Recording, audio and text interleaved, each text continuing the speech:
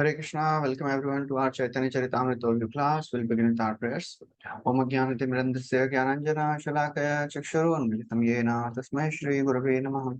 Shri Caitanya Manovishtam Sthapitam Yena Bhutale Swayam Rupa Kadamhayyam Dadati Swapadantikam Vandeham Shri Guru Shri Yuta Padakamalam Shri Gurun Vaishnavamsha Shri Rupam Sagrajatam सहगणा रघुनाथान्वितं तं सजीवं साद्वैतं सावधूतं परिजना सहितं कृष्णचैतन्यदेवं श्रीराधा कृष्णपादां सहगणा ललिता श्रीविशाखान्वितांश्च हे कृष्णा करुणा सिन्धु दीनबन्धु जगत्पते गोपेश गोपिकान्त राधाकान्त नमोऽस्तुते तप्त कांचन गौरांगी राधे वृंदावनेश्वरी वृषभानुसुते देवी प्रणमामि हरिप्रिये वाञ्छाकल्पतरुभ्यश्च कृपा सिन्धुभ्य एव च पतितानां पावनेभ्यो वैष्णवेभ्यो नमो नमः नमो विष्णुपादाय कृष्णपृष्ठाय भूतले श्रीमते भक्तिवेदान्त स्वामी निति नामिने नमस्ते सरस्वती देवी गौरवाणी प्रचारिणे निर्विशेष शून्यवादी पाश्चात्य देशतारिणी जय श्री कृष्ण चैतन्य प्रभु नित्यानंद श्री अद्वैत गदाधर शिवासदि गौर भक्त वृंद हरे Krishna Krishna Krishna Hare Hare Hare Ram Ram Ram Hare Hare Hare Krishna. So welcome everyone to our Chaitanya Charitamrita overview class. We are discussing from Madhya lila and we are on chapter 6, the liberation of Sarvabhaum Bhattacharya. So far we have discussed how Chaitanya Mahaprabhu, after taking sannyas, he was about to go to Vrindavan. On the request of Shashi Mata, he decided to make his headquarters in Jagannath Puri. He took permission from all the devotees and left with 4 people, Nityanand Prabhu, Sarup Damodar, Mukunda, and on the way they reached first the beautiful temple of Remuna. There Chaitanya Mahaprabhu described the wonderful story of Khirchor Gopinath. And then they left. They reached the temple of Sakshi Gopal at Katak. And there Nityanand Prabhu described the story of Sakshi Gopal. And then after this, the Danda Bhanga lila happened. Nityanand Prabhu broke the sannyas danda of Chaitanya Mahaprabhu. And Mahaprabhu became angry and he said, I'll not come with you. Either you go ahead or I'll walk ahead. So devotee said, oh Mahaprabhu, please you go ahead, we'll follow. So Mahaprabhu very quickly he runs and reaches the temple of Jagannath, and as he takes darshan of Jagannath ji, he faints in ecstasy. Sarvam Bhattacharya, he was there. And the soldiers, the guards there, they were about to beat Chaitanya Mahaprabhu, thinking that he is a pretender. Sarvam Bhattacharya stopped him and saw that he is manifesting highest symptoms of ecstasy, which is not possible for any human being to manifest. Mahabhava, he is manifesting. He takes Mahaprabhu to his home, and then in some time, the devotees reach there, they meet Gopinath Patnaik, and Gopinath Patnaik takes all of them to Sarvam Bhattacharya's house, which is currently known as Ganga Mata Mat. There wonderful discussions happen, and Sarvam Bhattacharya, he develops such affection for Lord. He provides his own maternal aunt's home for Mahaprabhu to stay. And then one day, Sarvam Bhattacharya is talking to Gopinath Acharya. He says, I want to initiate this sannyasi into a higher level of sannyas, because he asked Gopinath, what was his previous ashram? He said he was, in his household life, he was son of Jagannath Mishra, and he took sannyas from Keshav Bharati. Oh, Keshav Bharati is a second level of sannyas in Shankara Sampradaya. I can reinitiate him. Gopinath Acharya said, what are you saying? Do you know who he is? He is Supreme Lord. He is beyond all these rules and regulations.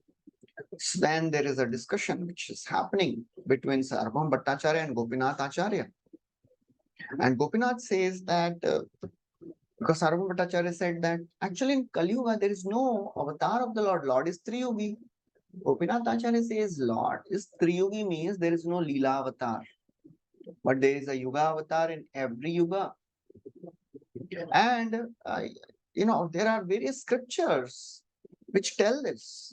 You may be learned, you claim that you are learned in all the scriptures, but you don't know the basic scriptures of Bhagavatam and Mahabharata. In both these scriptures, there is a description that Krishna appears in Kali Yuga also. Asan varna trayohyasya triyugo hi anuvarnitaha shuklo raktastatapita idanim krishnatam tataha. So these are the three verses which he quotes. He tells that Lord appears in four colors. This is a verse from Garg Muni as he is telling to Nanda Maharaj. Your son appears in three colors, in four colors, in different ages. Shukla, Rakta, Tatha, Pita. Sometimes red, sometimes white, sometimes yellow. And now he has appeared in this blackish complexion. So what is this yellow color? This yellow color is Sri Chaitanya Mahaprabhu's color. And then another verse, famous verse from Bhagavatam, Krishna Varnam Tusha Krishnam Sango Panga Astra Parshadam Yagyai Sankirtana Prayai Yajanti Hi Sumedhasaha. He quotes this verse also. And he says, this verse describes how Lord appears in Kali Yuga. Krishna Varnam, although he is Krishna himself, but he is not Krishna. Krishna Varnam Tusha Krishnam. So we had discussed till 100th verse. We'll begin with from 101.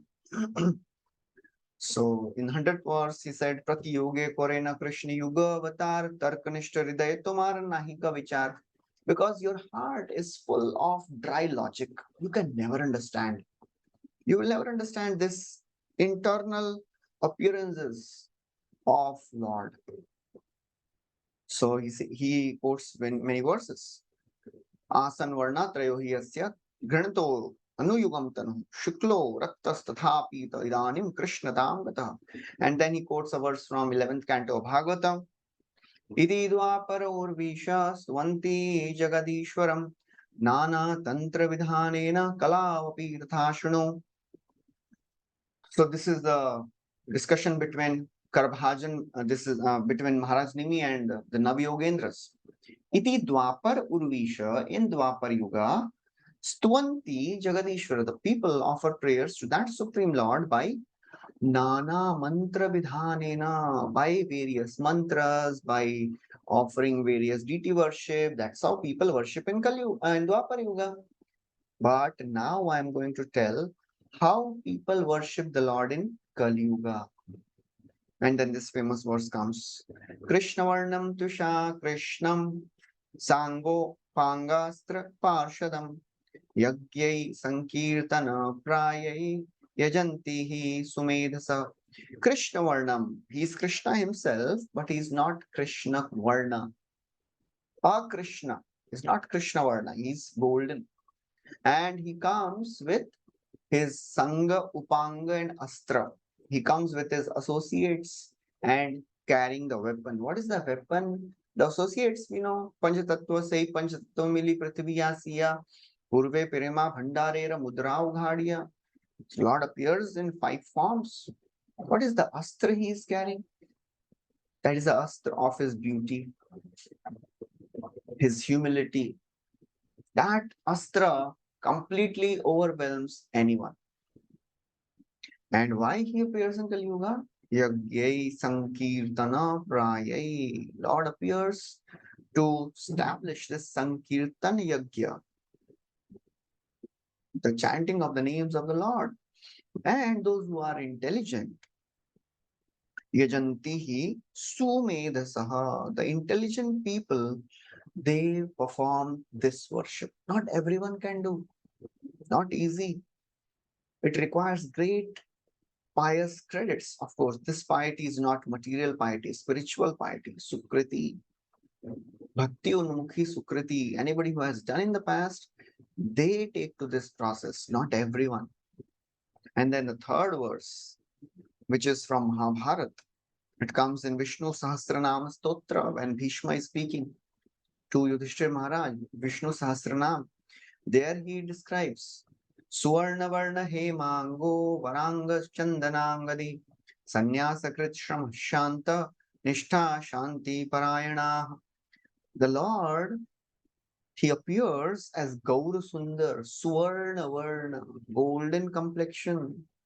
Hemanga, it was like the molten gold. Varangaha, his entire body was very nicely constituted. Varanga, Vara means the best, very beautifully constructed. Varangada, Chandanangadi, and he'll be anointed with sandalwood paste and sannyasakrit. He will take to the fourth order of ashrama, that is sannyas. And Shrama, sannyasakrit ashrama shanta, and he'll be very equipoised. Nishtha Shanti Parayana. And he will be distinguished from Mayavadi sannyasis in that now he'll be fixed in propagating this process of Nishtha and Shanti Parayana. There's only one thing which can bring Shanti in the life of people. That's the process of devotional service. And that's what Krishna says in Bhagavad Gita. The peace formula. If somebody accepts Krishna as a supreme bhokta, Bhoktaram Yajnatapasam Sarvaloka Maheshwaram Suhrida Sarvabhutanam Gyatva Shantim Richati. Only a person who has accepted Krishna as to be the Supreme Lord, he can experience peace in his life or her life. Nasti buddhira yuktasya nacha yuktasya bhavana nacha bhavayata shantir ashantasya kutah sukham. Krishna says in Bhagavad Gita again, a person is not connected to me, how can he be peaceful? And a person is not peaceful, how can he be happy? So then after telling all this, Gopinath Acharya says, well, you are a dry speculator. And there is no need to quote any more verses because you will not understand. You are a dry speculator. Just like if somebody sows seed in the barren land, doesn't anything, no, nothing comes out. So even if I quote 100 verses from scriptures, you will not understand because your heart is dry with logic. And that's what Gopinath Acharya later says when Mahaprabhu transforms Sarvabhauma Bhattacharya. Shushka tarka kholi khaite janma gela jar tare lila mrit piyao e kripa tomar. Oh Mahaprabhu, whole life he has eaten the dry cakes of logic, and now you are making him taste this beautiful nectar of Krishna consciousness. Tumharo par tara kripaya be habe, ei sab siddhant tabe tumi ha kahibe. And then he says, when the Lord will be pleased with you, then you will also understand all these siddhanta. Otherwise, it is not possible. And then he says, whatever false logic and speculation and word jugglery, whatever your disciples are doing, that is not their fault. What can they do? They have received the benediction of Mayavad philosophy. That is the only prasad they have received. The only thing which one gets in the process of Mayavad is word jugglery and false logic and argument. That's all. The Mayavad is full of word jugglery and false interpretation. And that's what it is given in the parampara. And then he quotes a verse from Bhagavatam, 6th canto, where it is said, I offer Lord, Yamaraj is telling this, I offer my obeisances unto the Supreme Personality of Godhead, who is full of unlimited qualities, and by his potency, there are different agreements and disagreements between people. It is all due to the illusory energy of the Lord. A person under the illusory energy of the Lord, he can never understand the truth, absolute truth. How many times, how many months and years or lifetimes one may speculate? One will never understand who is God. अथापि ते देवपदाम्बुजद्वय प्रसादलेशानुगृहीत एव हि जानाति तत्त्वं भगवन्महिम्नो न चान्य एकोऽपि चिरं विचिन्वन्. This is Brahmaji telling, "Oh my Lord, unless one gets a drop of your favor, he can never understand you, even if he speculates for many, many lifetimes. Nachanya ekopi chiram vichinvan." So that is how it is so very difficult to understand Krishna without his mercy. And he says another verse from Bhagavatam, 11th canto, 22nd chapter, 4th verse. In almost all cases, whatever learned Brahmana speaks becomes accepted.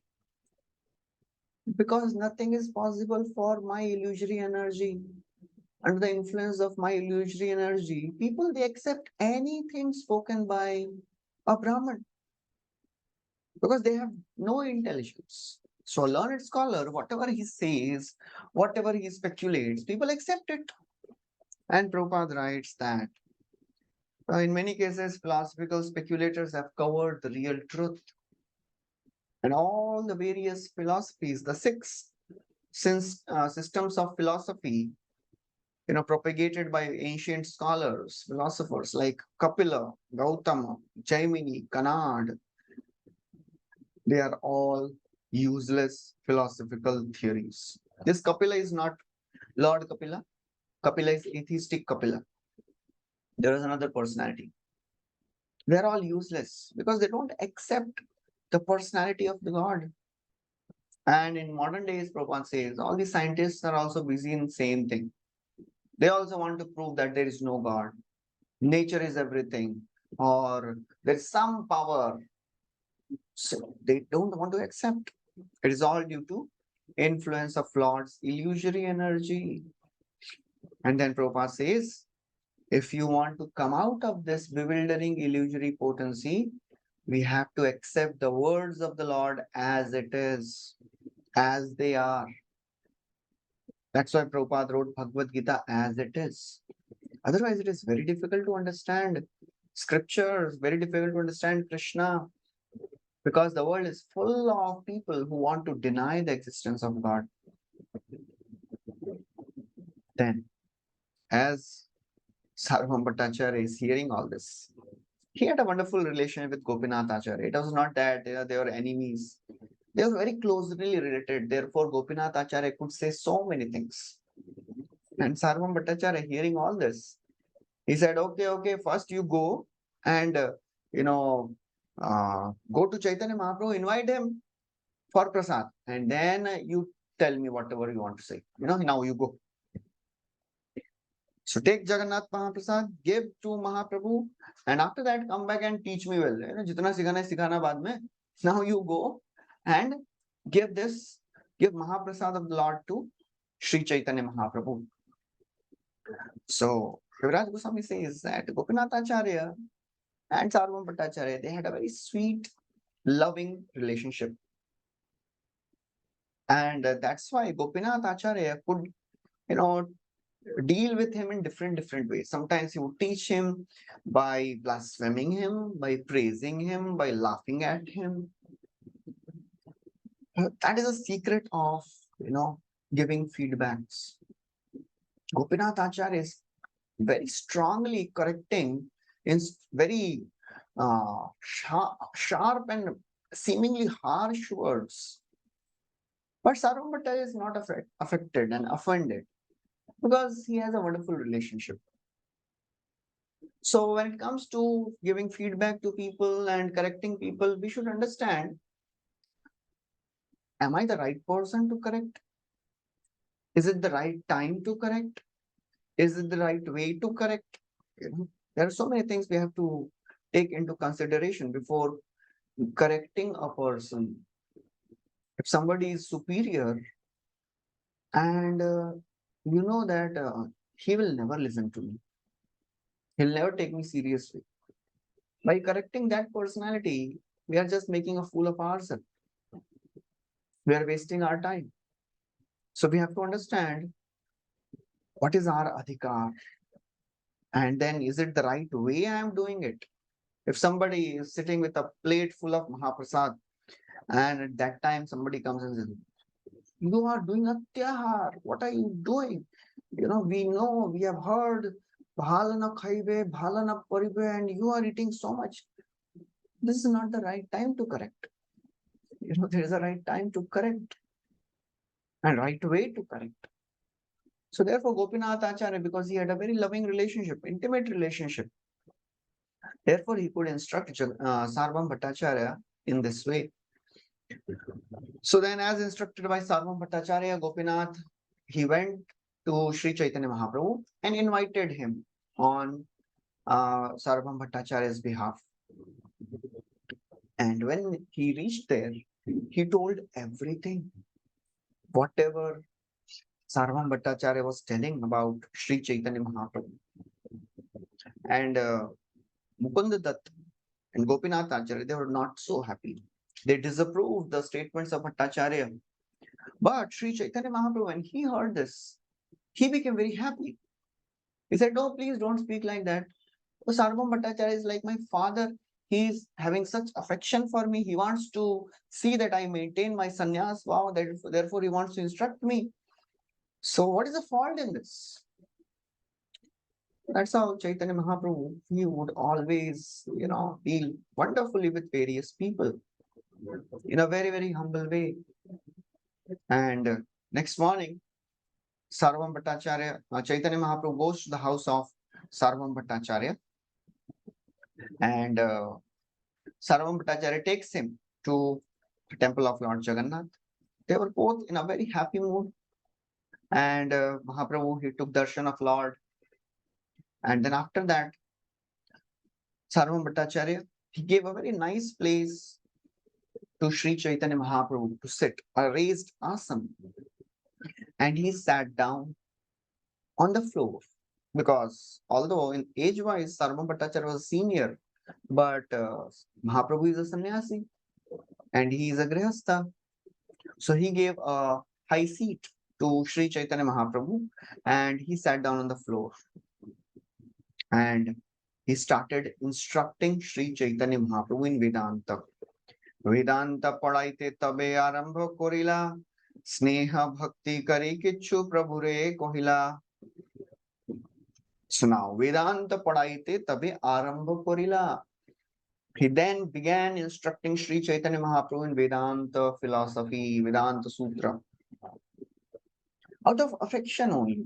That was the good quality which created such sukriti for Sarvam Bhattacharya. He had affection. He was actually, loving Mahaprabhu like his own subordinate, like child. And as a parent, he wanted to protect him. Sneha bhakti kari. Out of affection and out of devotion, he started speaking to the Lord. So Mahaprabhu and Supreme Lord, they are just eager to see some small good and they magnify it.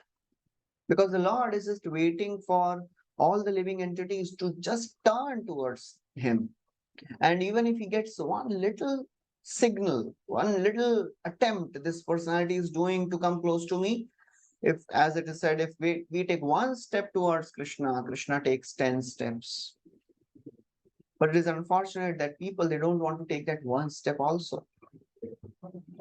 They are so absorbed in material energy, illusory energy. So now, Sarvam Bhattacharya starts teaching Vedanta. Vedanta padaite, Prabhupada writes. Vedanta or Brahma Sutra, written by Vyasadeva, is a book studied by all advanced sannyasis or spiritual students. And sannyasis must read this Vedanta Sutra to become very, very strong in their renunciation. Because Vedanta Sutra cuts off all the illusions of the world and presents the world as it is. But here, the Vedanta Sutra, which is mentioned, that is Shariraka Bhashya written by Shankaracharya. He has written a Mayavad commentary on Vedanta Sutra that is called a Shariraka Bhashya. And that's what Bhattacharya was teaching him. He wanted to convert Mahaprabhu from a Vaishnava sannyasi to Mayavadi sannyasi because he could understand that he is a Vaishnava sannyasi. When he first met Chaitanya Mahaprabhu, he said, Namo Narayana Boli, Korila Namaskar. And Mahaprabhu said, Krishne Mati Rastu. That time only Sarvam Bhattacharya understood, oh, this person is a Vaishnava sannyasi, not a Mayavadi sannyasi. So Sarvam Bhattacharya wanted to convert Mahaprabhu to Vaishnav, from Vaishnav to Mayavad sannyas. And then Prabhupada writes, all the sannyasis of Shankara Sampradaya, they enjoy in studying the Shariraka Bhashya. As it is said, Vedanta Vakyeshu Sadaramanta Kopinavanta Khalu Bhagyavanta. So sannyasi in the Mayavad Sampradaya, Vedanta Vakyeshu Sadaramanta. They are always enjoying studying Vedanta. They are just detached from everything, just having Kopin. And he is the most fortunate personality because he is same as Narayan. Danda Grahana Matrena Naro Narayano Bhave. That's what their philosophy is. Just by taking sannyas, one becomes Narayan. That's why all the sannyasis in Shankara Sampradaya, they address each other as Namo Narayana. So now, Sarvam Bhattacharya starts teaching. He says, Vedanta Shravana ei sannyasira dharma nirantara karatumi Vedanta Shravana. So the dharma of a sannyasi is to hear Vedanta, Vedanta Shravana. That is the sannyasi's main business. That's how these sannyasis, Mayavadi sannyasis, they are so very deeply absorbed in speculative understanding of this Vedanta. They become dry logic. And this dry logic is not at all conducive for the practice of Krishna consciousness because heart becomes dry, no emotions left for Krishna. And Krishna consciousness is life of full of emotions.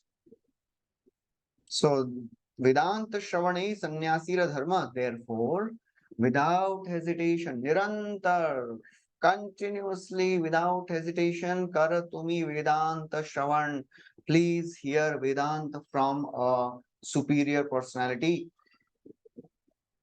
So in Mahaprabhu, when he heard this, he said, oh, you are very merciful to me.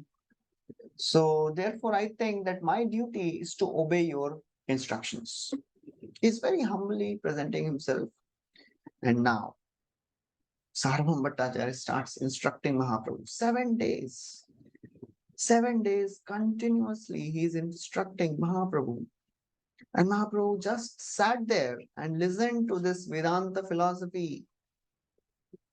But he did not say anything. He did not indicate whether he understood or not, whether it was right or wrong. He was just sitting there and listening. And imagine in a class, of course, in online, it is not like that. We have to be just equipoised because there is nobody there. All are online. But offline means, oh, you need somebody to nod and somebody should make some expressions. Oh, I am understanding. Yes, yes, please continue. Oh, this is one thing I didn't understand. Mahaprabhu was sitting for 7 days without doing anything, no expressions, just sat there. After 7 days of teaching, Sarvam Bhattacharya got a doubt. On 8th day, he asked, you have been listening to Vedanta philosophy from me continuously for 7 days now, but I am not able to understand whether you are understanding or not. Alamand nahi kaho rahamauna dhari, bujhi ke na bujhe, iha bujhite na pari. So he says, you have simply been listening. Alamand nahi kaho, you are not expressing anything, whether it is right or wrong.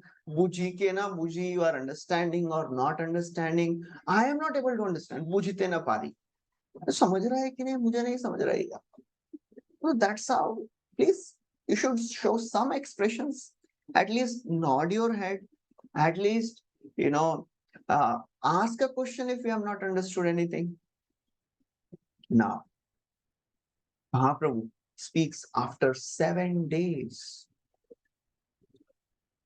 So Mahaprabhu knows how to, talk to people, how to transform people, what are the techniques one should use. He just allowed Sarvam Bhattacharya to speak everything, whatever he could. And then now he is almost exhausted, whatever knowledge. For 7 days of speaking, now he is ready to listen. One time, Srila Prabhupada, he was there in temple and devotees, they brought a person who was a racing car driver, racer, Formula car racers. In those days also there was some racing like that. So this one personality, he came and he was talking to Prabhupada, and Prabhupada was very interested in hearing about this car racing. And this personality was talking about what all cars are there, what is the technology they are using, the petrol, the speed at which they drive, and how it is so very exciting and thrilling and adventurous. He was speaking for half an hour. And devotees were thinking, why Prabhupada is tolerating all this nonsense? It has nothing to do with Krishna consciousness. After half an hour of talking, Prabhupada asked a question. In car racing, are there sometimes accidents? He said, yes, Swamiji, there are so many accidents. People lose their, hands and legs, their fractures, and so many things happen. And then Prabhupada said, oh, and people sometimes die also? Yes, Swamiji, I have seen people dying in accidents. Then Prabhupada said, so what happens to a person after he dies? And then devotee said, now Prabhupada has caught this person. What happens to them? And this personality, this car racer started thinking, yes, Swamiji, I never thought about that. And then Prabhupada started speaking the philosophy of Bhagavad Gita. I spoke for 2 hours. So sometimes we have to invest hearing people, and after speaking a lot, when they are open, then they are ready to listen. And that's what Chaitanya Mahaprabhu did. He allowed Sarvam Bhattacharya to speak for 7 days. He did not say a single word. He was just waiting for Sarvam to ask. And now, Mahaprabhu, he speaks, Prabhu kahe murkh ami nahi adhyayan, tomara gyate matra koriye shravan. Mahaprabhu says, I am a fool. I do not study the Vedanta Sutra because I am a fool. I cannot understand this. But because you gave instructions, Sannyasira Dharma, you only said Vedanta Shravane Sannyasira Dharma. So therefore you instructed me. So I am following your instructions. That's all. Otherwise, I cannot understand this Vedanta. Sannyasira Dharma lagi Shravana matra kori. Tumi ei artha karo bujite na pari. Only for the sake of executing the duty of sannyas order, I am hearing. Otherwise, whatever you are saying, I am not able to understand anything. Can you imagine? After hearing for 7 days, Mahaprabhu says, कुछ भी नहीं समझा. So it is a great disaster for a teacher. After hearing for 1 hour, if the student says कुछ नहीं समझा, that is also a big shock. Like, कुछ तो समझा होगा. Nothing. And Mahaprabhu says, I did not understand anything. Tumi yahi artha karo, mujhite na pari, I cannot understand least whatever you are telling. So, Chaitanya Mahaprabhu, Prabhupada writes, Chaitanya Mahaprabhu presented himself as if he were a sannyasi in the name only, or other words, number one fool. He presented himself like that. Same thing he did with Prakashananda Saraswati also. Prakashanand also asked the same thing. Why are you not associating with us? Why are you dancing like sentimental people? So there also Mahaprabhu says, Guru more murkh deki korila sashan. No, my guru told me you are a fool, number one. You have no rights to study. Just chant the holy names of the Lord. That's how Mahaprabhu, he presents himself as a humble person.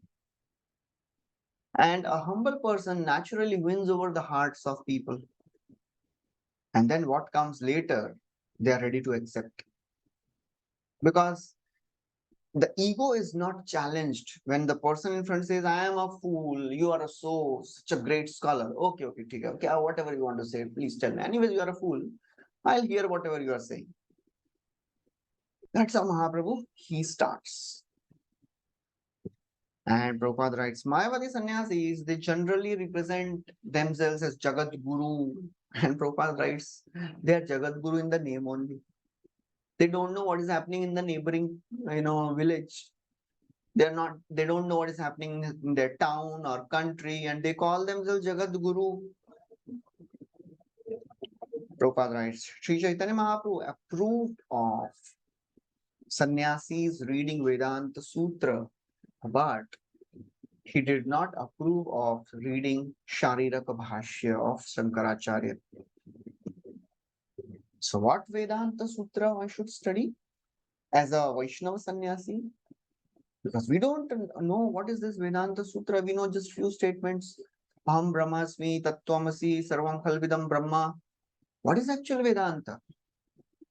The natural commentary of Vedanta Sutra is Srimad Bhagavatam. Arthoyam Brahma Sutranam Bharatartha Vinirnayaha Gayatri Bhashya Ruposau Vedanta Paribrimhitaha Purana Nama Samarupaha Sakshat Bhagavatoditaha Dvadash Samyuktam Satavicheda Sanyutaha Granto Ashtadasa Sahasro Srimad Bhagavatadibhi. This is a verse from Chaitanya Caritāmrta. It comes in Madhya lila, quoted in Gaur Puran. Arthoyam Brahma Sutranam. This Bhagavatam is the essence of Vedanta. Bharatartha Vinirnayaha. This is the full purport of Mahabharata also. Gayatri Bhashya Ruposo. The meaning of Gayatri is mentioned there. Fully explained. Vedartha Paribrahmitaha. So therefore, it is the full explanation of Vedanta. Purananam Samarupa, just like among all the Vedas, Samaveda is the best. Among all Puranas, Bhagavad Purana is the best. And in this Bhagavatam, what is there? What is this Bhagavatam? Dwadash Kanda Samyukta. It has 12 cantos. Shatavicheda Sanyuta. It has 335 chapters. Granto Ashtadasha Sahasro. It has 18,000 verses. That is the Bhagavatam. So that is the Bhagavatam, which a Vaishnava sannyasi should read. So Sarvam Bhattacharya says, okay, ठीक है, I accept that you do not understand, but you should have asked. Whenever पूछो to say, if a student doesn't understand, he inquires about the subject matter. You didn't even ask also. You are just hearing again and again and you are keeping silent. What is this? I'm not able to understand. What is there in your mind? Now, Mahaprabhu starts speaking. He says, I can understand the meaning of Vedanta Sutra very clearly.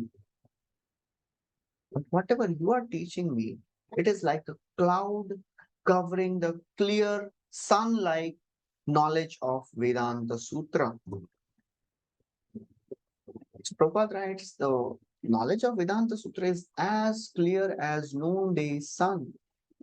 But foolish speculators, they try to cover this noonday sun by their cloud-like misinterpretation. And then Mahaprabhu continues. He says, the meanings of the aphorism in Vedanta Sutras, they are clear. They contain very clear meanings. They don't have to be misinterpreted. They are just self-evident.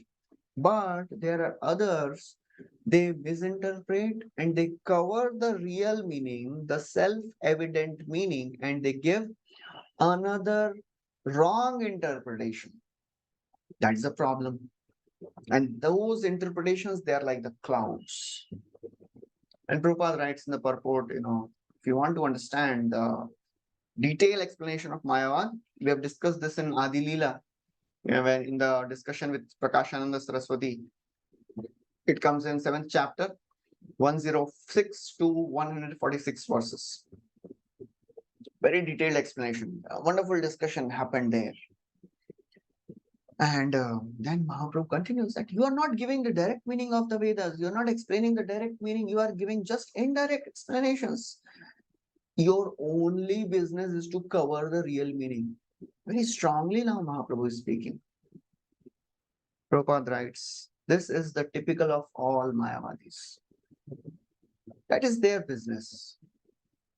They are just interested in covering the self-evident. Self-evident means obvious. But obviously this is the meaning, but no. What is written here is this, as Prabhupada, he would be very, very angry with Mayavadis because even in Bhagavad Gita, something which is so very evident. Now Prabhupada writes, in every verse of Bhagavad Gita, it is clearly stated Krishna is personality. And they say, no, no, no. When it is said, Krishna is saying, surrender unto me, you have to surrender to the God who is within Krishna. Manmana bhav bhakto madhyaji mam namaskuru mame vashi satyam te pratijani priyosi me. Meaning is so very clear. Krishna is saying, Manmana bhav mad bhakta, become my devotee, worship me, serve me, in this way you'll come to me. And Mayavadis, they say, oh, when Krishna says serve him, that means serve to the Lord, absolute impersonal Brahman who is within Krishna. And Prabhupada would be very angry. And people, they sometimes tell Swamiji, why you have mentioned Krishna where there is obviously no Krishna. For example, even in Ashtanga Yoga chapter, 6th chapter, every purport Prabhupada writes about Bhakti Yoga. Jnana Yoga is mentioned, Prabhupada will write about Bhakti Yoga. Karma Yoga, Bhakti Yoga. Why Prabhupada, why Swamiji have done this? Prabhupada said, these Mayavadis, they try to remove Krishna where he is. Obviously, he is present there. They try to remove Krishna. So in revenge, I will put Krishna where he is not also there. That is how a devotee feels. How can somebody say, my Lord is impersonal? For a devotee, it is unacceptable, intolerable. So Prabhupada writes, all these Mayavadis, they just try to prove that Lord is impersonal. And they just adopt so much of word jugglery and misinterpretation that actually it is all ridiculous at the end of the day. So it is not acceptable. What type of interpretation they are doing, it is simply unacceptable. It's like a noonday cloud and you are saying, no, this, cloud is not there. You cover the sun, noonday sun, you cover the sun with the cloud. Mahaprabhu continued. Vedanta Sutra is a summary of all the Upanishads, and therefore, whatever direct meaning is there, that should be accepted. So there are two types of meanings, Mukhya Artha and Gaur Artha. Mukhya Artha means the direct, obvious meaning of any verse. That is Mukhya, direct meaning. And Gauna means imaginative interpretation. I think it is like this. It is self-evident, itna clearly likha hai. No, I think Krishna is, when Krishna says, surrender to him, that means surrender to the personality who is within, the absolute, not person, absolute Brahman who is within. Madhvacharya writes in one of his writings that if the words are not clear, if the meaning is not logical and not proper, then it needs interpretation. It is like, he gives an example. Gangayam Ghoshapalli. There is a village in the Ganga. So that requires an interpretation. How can the village be in the Ganga? That means there was a village on the bank of Ganga, village of the cowherdmen. This is interpretation. This requires interpretation. If something is self-evident, why are you interpreting? And that's what Prabhupada writes in the preface of Bhagavad Gita also. In that he says, interpretation is the biggest offense. If you are interpreting something where it is not needed, it is an offense to the Supreme Lord. मुख्यार्थ छाड़िया कर गौणार्थ कल्पना अभिधा वृत्ति छाड़ी कर शब्देर लक्षणा. You know what are you doing, Sarvamritacharya? Mukhya artha chhadiya. You are simply abandoning the direct meaning and you are doing just imaginative interpretation. Gauna artha kalpana. Indirect meaning you are giving, just using your fertile brain and trying to come out with so many different types of interpretation. That is a rishi. Keep on thinking. What can be possible? Okay, use your fertile brain when it is required. If it is not required, why are you interpreting? Mukhya artha chhadiya kar gaunartha kalpana. What are you doing? Abhidha vritti chhadi kar shabdera lakshana. So you are, giving up that obvious meaning and you are giving indirect interpretation. Each sutra of Vedanta has a direct meaning. And that must be accepted without interpretation. Why are you interpreting? Something is very obvious. Every verse in Vedanta Sutra has direct meaning. They should not be interpreted. And then he describes in 3 verses. What is 2 verses? What is Shruti Praman? Pramanera Madhya Shruti Pramana Pradhan Shruti Mukhyartha Kaha Seita Praman. Although there are so many evidences, Jiva Goswami describes in his book Sarva Samvadini, there are 10 different types of evidences. We know about 3. Shabda Praman, Pratyaksha Praman, Anuman Praman. Prabhupada writes in the purport there is one other important, Aitihya Praman, history. So these are the various types of Praman, and of course there are 6 more. Among all this, Shruti Praman is the most important. It's the foremost. And Shruti ye mukhyarth kohe seita praman. Vedic versions understood directly are first class evidence. You should understand directly. We should not give interpretation to the Vedic sutras. And then Prabhupada writes, we can consult so many different writings. He says, Jiva Goswami's Tattva Sandarbha, Baldev Vidyabhushan's commentary, and the following verses from Brahma Sutra. Shastra Yonitvat, Tarka Pratishtanat, Shrutestu Shabda Moolatvat. All these are the words from Brahma Sutra. He says, there are different kinds of evidences. Shastra Yonitvat. The Shabda Praman is the foremost. Why are you interpreting?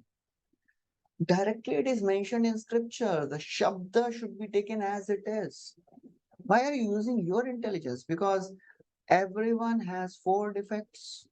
Brahm Pramana Karna Pata Vipralipsa. We have imperfect senses. We make mistakes. We tend to get illusion and we cheat others.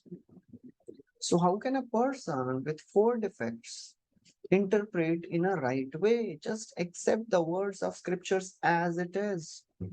Why are you interpreting? So therefore he says the conclusion is that only a direct presentation can be considered the evidence. Directly whatever meaning is there, that is evidence.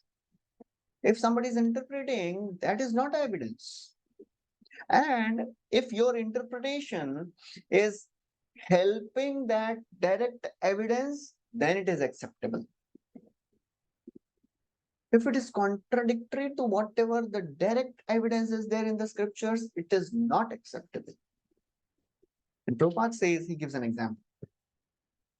Just like in Bhagavad Gita, there is Dharma Kshetre, Kurukshetre, Samaveta. So people, it is obvious, right? Dharma Kshetra, there was Kurukshetra is Dharma Kshetra where dharmic activities were performed. So Kauravas and Pandavas, they assembled there. Some people, they give interpretation to this also. This Kurukshetra is the body. 5 Pandavas are 5 senses. Kauravas are our negative and lower natures. Krishna is the right understanding, right guidance given by right people. What is the use of all this? How, when this type of interpretation is given, when it is acceptable, when it doesn't reject the actual place of Kurukshetra, actual people, Kauravas and Pandavas and Krishna, they were there. If somebody is accepting that and then somebody is, using his fertile brain to get some more lessons, that's okay, no problem. But if somebody says there was no personality like Krishna only, there is no place like Kurukshetra, or Pandavas, Kauravas, they are not there, it is just a story made by some people, then it is wrong. जीवेरा स्थिविष्ठा दुई शंख गुमय श्रुति वाक्य से दुई महापवित्र होए. Now Mahaprabhu is giving very strong reason and examples why we should accept the Vedas, Vedic scriptures as it is without any interpretation. See the examples. Generally, the bone of an animal and the stool of an animal is considered very impure. But to the extent that if somebody touches them, you have to take bath to purify yourself. Jivera asthi vishtha. But there are 2 things. There is one bone of an animal and a stool of an animal. They are considered the purest. Shankha is the bone of an animal, and gobar, the cow dung, is the stool. Shastra Vakya se dui Mahapavitra. They are the purest. They are used to purify others. And cow dung is smeared, the place becomes clean. When the conch is blown, the ether gets purified. Shankha, that's the meaning of Shankha. Shankha means that which purifies the ether. Sham means auspiciousness. Kha means ether. So we have to understand that Vedic scriptures are self-evident. They are swataha praman. They don't need any interpretation. So Mahaprabhu is again and again hammering. Why are you interpreting? The self-evident scriptures are telling, loudly, shouting at the top of their lungs that this is what it is, and you are just still interpreting. And if somebody interprets, then the authority of the Vedas is immediately lost. And then Prabhupada quotes from Madhvacharya's commentary on Vedanta Sutra, where he says that all the Vedas, Rigveda, Yajurveda, Sam, Atharva, Mahabharata, Pancharatra, Ramayana, they are all Vedic literatures.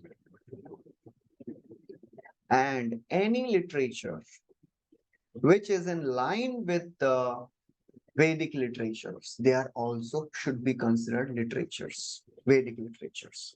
And they should be accepted without any interpretation. And then he says, Bhagavad Gita is also Mahabharata. Within Mahabharata, it is also self-evident.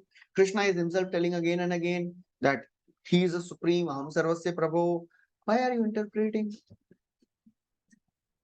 So that's how Mahaprabhu continues. So we'll stop here. We'll continue next time. Thank you very much. Hare Krishna, Shri Chaitanya Mahaprabhu ki jai, Shri Krishnadas Kaviraj Goswami ki jai, Srila Prabhupada ki jai.